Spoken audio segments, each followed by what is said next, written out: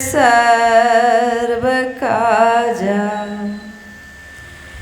महाराज सदगुरु हैं राजन को राजा हैं जिनकी कृपा से सर्व काजा भने में ही सोई परम गुरु नमामि नमामि नमामि नमामि नमामि। धन्य धन्य सद्गुरु सुखदा महिमा कही न जाए।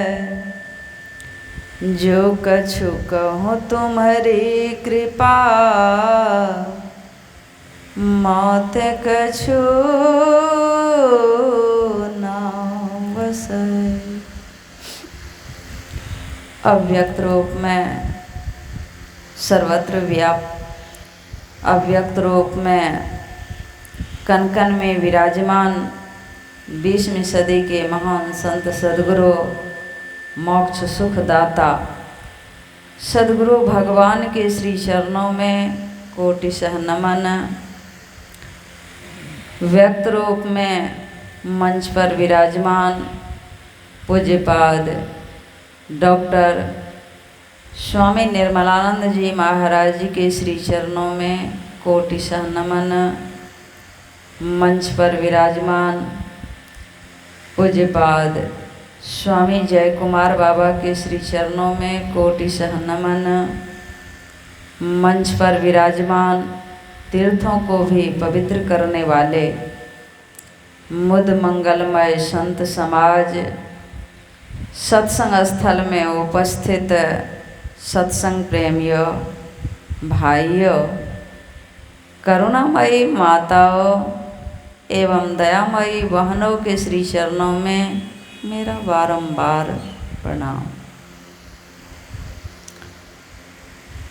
अभी अभी हम लोग सत्संग योग से पाठ श्रवण कर रहे थे। जो लोग पाठ को गौर से सुने होंगे वे लोग यही समझे होंगे कि पाठ के आधार पर अभी का विषय ईश्वर का स्वरूप रखा गया है। ईश्वर का स्वरूप कहिए या ब्रह्म का स्वरूप कहिए या अल्लाह का स्वरूप कहिए या गॉड का स्वरूप कहिए, भाषा अंतर है, तत्वांतर नहीं। जैसे पानी कहिए, वाटर कहिए, जल कहिए, नीर कहिए, आग कहिए, सलील कहिए, चीज एक ही है। तो ईश्वर स्वरूप के बारे में, अल्लाह के स्वरूप के बारे में, गॉड के स्वरूप के बारे में ऋषियों ने कहा, संतों ने कहा। क्या कहा कि जस कथिए तस होत नहीं, जस है तैसा सोय, कहत सुनत सुख उपजे अरु परमारथ हो। निरुपम न उपमा आन, राम समान राम निगम कहे। जिमि कोटि सत खद्योत सम अति, कहत अति लघु ताल है। राम स्वरूप तुम्हार, वचन अगोचर बुद्धि पर, अविगत अकथ अपार, नेति नेति नित निगम का। ईश्वर के बारे में जैसा कहते हैं वैसा वो नहीं है।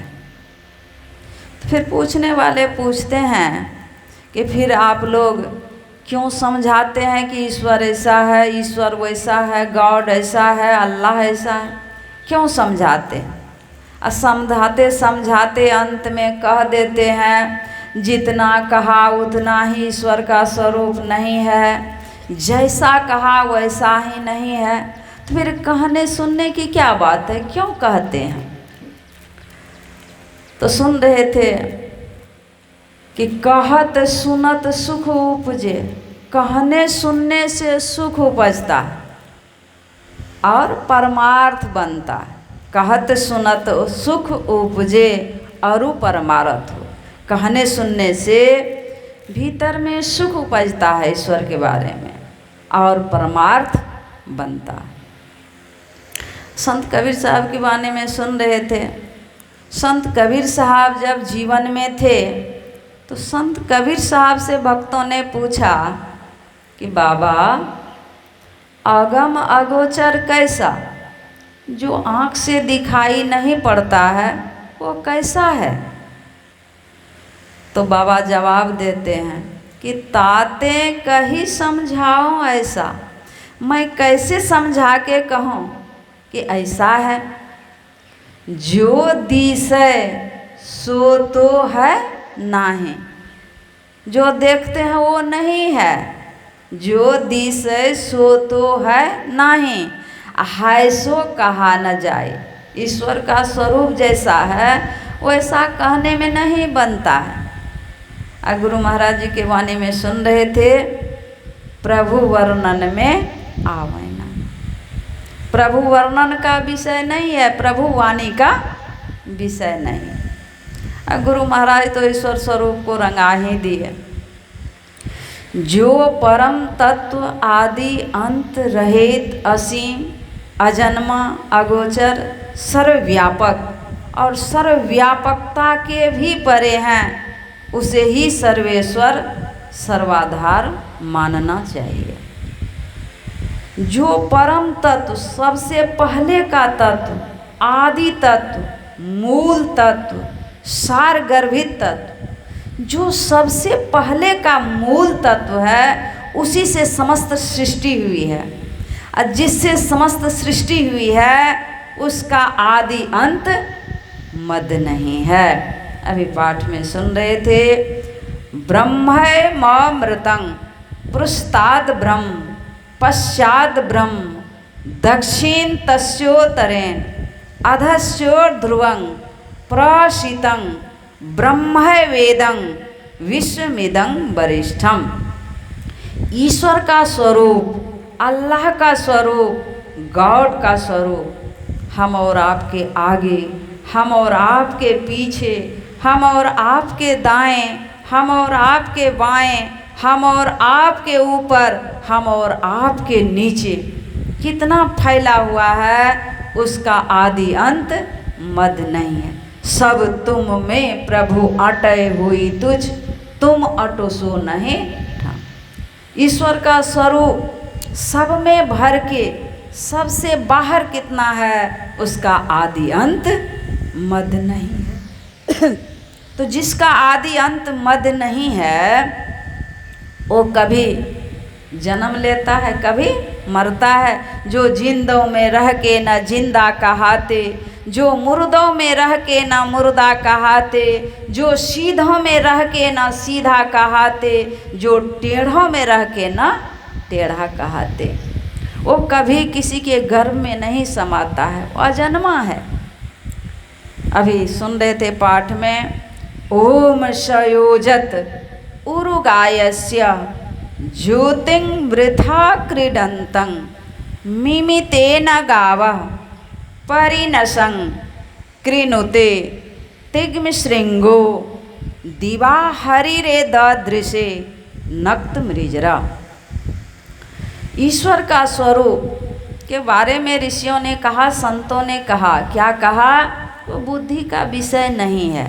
हम और आपके अंदर 14 इंद्रियां हैं। जो कोई कहता है कि हम आँख से ईश्वर को देख लिया, जिस आँख से हम और आप संसार को देखते हैं, उस आँख से ईश्वर का दर्शन कर लिया, हाथ से छू लिया, नाक से सूंघ लिया, जी से चख लिया, तो समझिए वो झूठा आदमी है, झूठ बोल रहा है। क्योंकि 14 इंद्रियों के द्वारा ईश्वर स्वरूप का ज्ञान नहीं हो सकता है।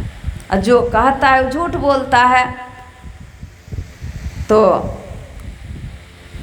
ईश्वर को जान बंदे, मालिक तेरा वही है, कर ले तू याद दिल से, हर जामे वो सही है। तो पूछने वाले पूछते हैं कि ईश्वर के स्वरूप के बारे में बोलते रहिएगा कि आदि अंत रहित है, असीम है, इसे बोलते रहिएगा, कुछ उदाहरण नहीं दीजिएगा तो हम लोग कैसे समझेंगे ईश्वर को। तो ऋषियों ने कहा, संतों ने कहा कि समझने के लिए, ईश्वर स्वरूप को समझने के लिए आकाश बहुत बढ़िया उदाहरण है।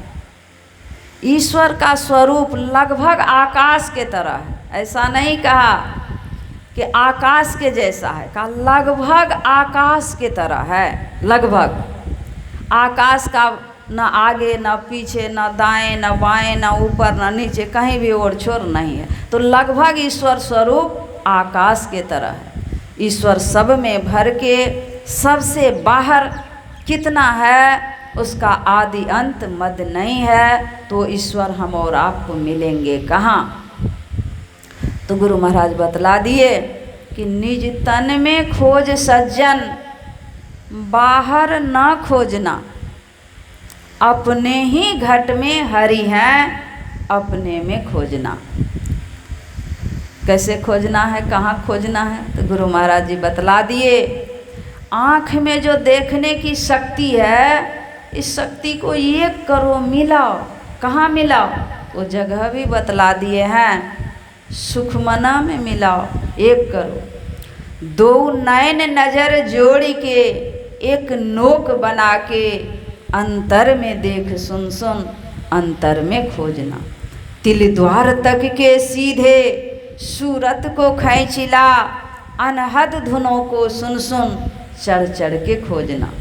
पंचम बजे धुर घर से, जहाँ आप विराजें, गुरु की कृपा से मैं ही तहाँ पहुँची खोजना। सदगुरु महाराज अपने बारे में कहते हैं कि मैं अपने गुरु बाबा देवी साहब की कृपा से वहाँ पहुँचा। कहाँ, ईश्वर के पास पहुँचा। तो जीवन में गुरु जरूरी है। जो ईश्वर स्वरूप को जान लेते हैं वो ईश्वर ही हो जाते हैं। वो जीव ये नहीं कहता कि मैं किसी का दादा, मैं किसी का नाना, मैं किसी का पति, मैं किसी की पत्नी, मैं किसी का बेटा, मैं किसी की बेटी। तब वो जीव क्या कहता है, अहम ब्रह्मस्मि, मैं ब्रह्म ही हूँ। अपने को जीव अनंत विस्तार में पाता है। हम प्रभु प्रभु हम एक ही होई, द्वंद्व अरु द्वैत रहे नहीं कोई। मैं ही ऐसी आरती कीजै, भव मह जन्म बहुरी नहीं लीजै। वह तुम्हें तुम वही, मैं ही प्रश्न पुनि रहते। जो जीव ईश्वर को प्राप्त कर लेता है वो ईश्वर ही हो जाता है। फिर आवागमन के चक्र में नहीं आना पड़ता है। हम लोगों के गुरु महाराज ने कहने की कृपा की, आवागमन सम दुख दूजा, है नहीं जग में कोई। इसके निवारण के लिए प्रभु भक्ति करनी चाहिए। हम लोगों का सबसे बड़ा दुख क्या है, तो जन्म लेना और मर जाना। जन्म मरण के चक्र से छूटने के लिए प्रभु परमात्मा की भक्ति करनी चाहिए। और पाठ में सुन रहे थे, इह चेद वेदी दत्त, सत्यमस्ति न चेदीहा, वेदीन महति विनष्टि, भूतेषु भूतेषु विजित धीरा, प्रत्यास्मात् लोकात् मृता भवन्ति। यदि मनुष्य जीवन में ब्रह्म को जान लिया तब तो ठीक है। यदि मनुष्य जीवन में ब्रह्म को नहीं जाना, ब्रह्म को नहीं पहचाना, तो भारी हानि है। तो विशेष बातों को हम लोग पूज्यपाद से सुनेंगे। बोलिए प्रेम से श्री सद्गुरु महाराज जी की जय। अभी हम लोग विभागी से संबंधित